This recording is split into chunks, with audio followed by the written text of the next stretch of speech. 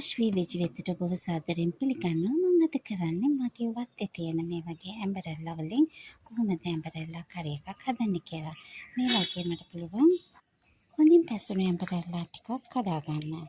එතකොට මට පුළුවන් මේ වගේ තෝරගෙන ඇම්බරෙල්ලා ටිකක් කඩා ගන්න.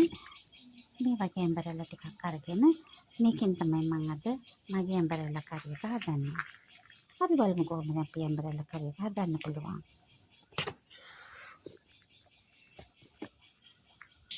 මේ කඩාගත් ඇම්බරෙල්ලා ටික මේ වගේ දෙපැත්ත හොඳට කපලා අයින් කරගෙන ඒක ටික වතුර ප්‍රමාණයක දාලා තැම්බ ගන්න ඕනේ. තවත් ඇම්බරෙල්ලා කරේ හදන විදි තිබුණාට මේක තමයි මම භාවිතා කරන ක්‍රමය.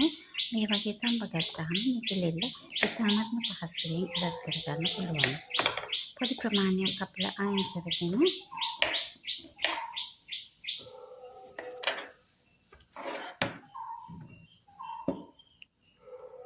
මේ විදිහට හදාගත්ත ඇම්බරෙල්ලා ටික මම දැන් වතුර ස්වල්ප ප්‍රමාණයක් දාලා මේ ඇම්බරෙල්ලා ටික තඹ ගන්නවා.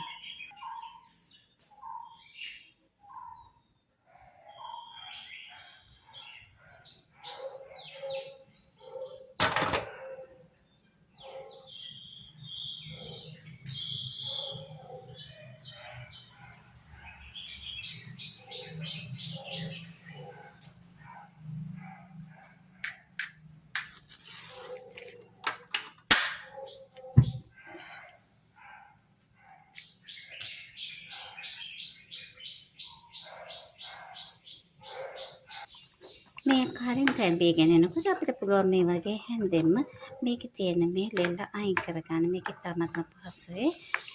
තඹපු ඇම්බරෙල්ලා වලින් තමයි මම මේක හදන්නේ. දැන් මේ වගේ ඉතාමත්ම පහසුවෙන් මට පුළුවන් එකින් එක මේ වගේ ලෙල්ල අයින් කරගෙන ඉවත් කරගන්න. මම දැන් ලිප නිවාගෙන තියෙන්නේ. ලිප නිවාගෙන මේ වගේ එකින් එක ලෙල්ල ඉවත් කරගෙන මට පුළුවන් වෙනම භාජනයකට අයින් කරගන්න. මේ තමයි මම හදලා තඹගෙන සූදානම් කරගත්ත මගේ ඇම්බරෙල්ලා ටික. මම ඒකට දැන් එකතු කරනවා බෙදපු තුන පහ, දුඹුරු සීනි, ලුණු, පිරිසිදුට සහ කහ කුඩු.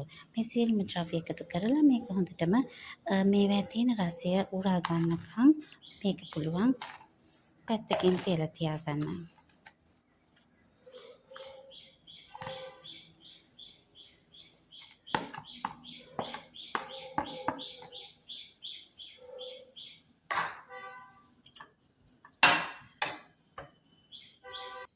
මෙම මිශ්‍රණයටම වතුර ස්වල්ප ප්‍රමාණයකට එකතු කරලා මේ වගේ දියර ගතියකුත් හදාගෙන මේ සියලුම ඇම්බරෙල්ලා වලට මේ තියෙන ස්පයිසස් වල රසය එක්කම හොඳට උරා ගන්නකම් අපිට තියන්න පුළුවන් විනාඩි 5ක් 10ක්.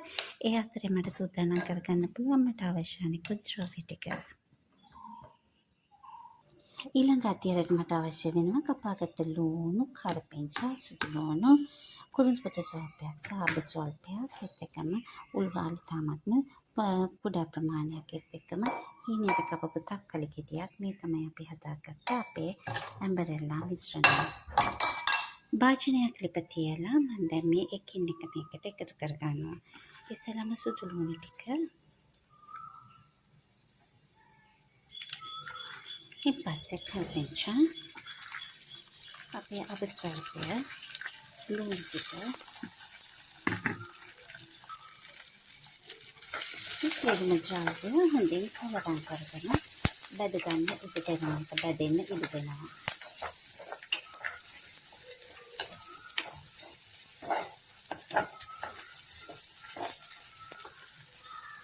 මේ මිශ්‍රණයට මම දැන් එකතු කරගන්නවා අපි සූදානම් කරගත්ත අපේ ඇම්බරෙල්ලා ටික.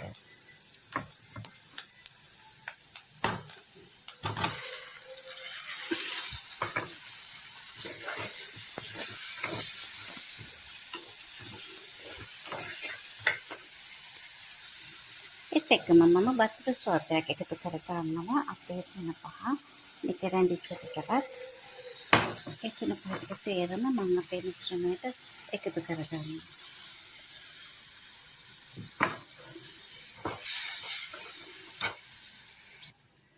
මේ මිශ්‍රණයටම අපි කපාගත්ත තක්කලි ටිකත් එකතු කරගන්නවා. දැන් මේක හිදෙන්න ඉඩ දෙනවා. මේකේ පැණි රහ ගතිය මදි නම් තව සීනි ස්වල්පයක් එකතු කරගන්න පුළුවන්. මේ තමයි අපේ ඇඹරැල්ල කරිය. වතුර ගතිය අඩු වුණාට පස්සේ දකින්න පුළුවන්. මේ ආකාරයෙන් තමයි ඉතාමත්ම රසවත් ඇඹරැල්ලා කරියක් ඉතාමත්ම ඉක්මනින් පිළියෙල කරගන්න පුළුවන්. මේ කරිය ඉතාමත්ම රසවත්. මේ තමයි අපි හදාගත්ත ඇඹරැල්ලා කරිය. මේක ඉතාමත්ම රසවත්.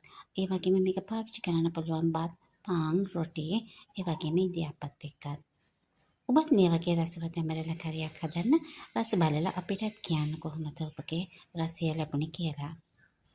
කාශ්වී වෙජ් සමග එකතු වෙච්ච ඔබ සැමට ඉතාමත්ම ස්තුතියි. අපි නැවතත් වීඩියෝකින් හමු වෙමු. ඔබට සුබ දවසක්.